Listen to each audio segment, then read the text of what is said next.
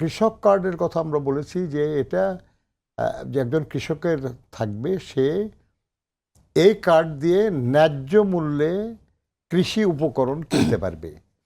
অর্থাৎ বীজ, সার, কীটনাশক, আপনার যা যা কৃষি উপকরণ এগুলেন সে কিনতে পারবে আর কি।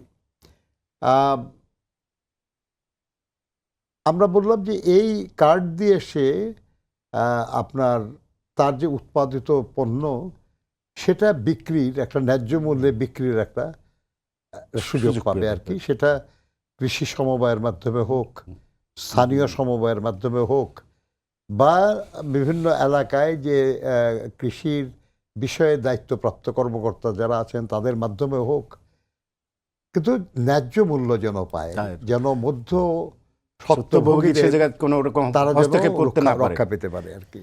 আচ্ছা, আমরা কৃষি ঋণের কথা বলেছি, যে কার্ড দিয়ে কৃষি ঋণও পাবে তারা আর কি, এগুলো আমরা বলেছি। কিন্তু তার চেয়েও বড় কথা যেটা আমরা বলেছি সেটা ওটারও খরচ আছে, কিন্তু আমরা মনে করেছি যে এটা খুব গুরুত্বপূর্ণ, খুব প্রয়োজন। কারণ আমাদের দেশের কৃষকদের আপনি কার্ড দিয়ে আপনি যাই দেন, সে যদি এমনিতেই একটু বিপদে থাকে তাহলে সে ওই সুবিধা ভোগ করার মানসিকতা থাকবে না। যেমন কৃষি ঋণে আবদ্ধ সে, কিংবা এনজিওদের কাছ থেকে যে ঋণ নিছে সেটাতে আবদ্ধ সে আর কি। তা আমরা সেজন্য ঘোষণা করেছি যে প্রত্যেক কৃষকদের ব্যাপারে আমরা বলেছি যে 10,000 টাকা পর্যন্ত কৃষি ঋণ সুদ সহ মওকুফ করা হবে। আর এনজিওর ঋণ 1 বছরের যে শোধ করতে হয় যে পরিমাণ, সেটা সরকার দিয়ে দেবে। অর্থাৎ কৃষি ঋণ 10,000 টাকা পর্যন্ত সুদ সহ মওকুফ, যেটা বেগম খালেদা জিয়া করেছিলেন 5,000 টাকা পর্যন্ত।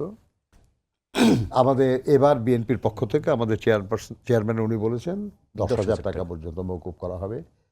আর এনজিও ঋণ 1 বছরের সরকার দিয়ে দেবে। যা অর্থাৎ এই সময়টার মধ্যে আমাদের কৃষিজীবী মানুষ যারা, সাধারণ গরিব মানুষ যারা, যারা কৃষি না হলেও অন্য কোনোভাবে জীবিকা নির্বাহ করে, গরিব, তারা কিছুটা সময় পায়, যে সময়ের মধ্যে সে তার জীবন এবং জীবিকার একটা নতুন অধ্যায় সে সূচনা করতে পারে।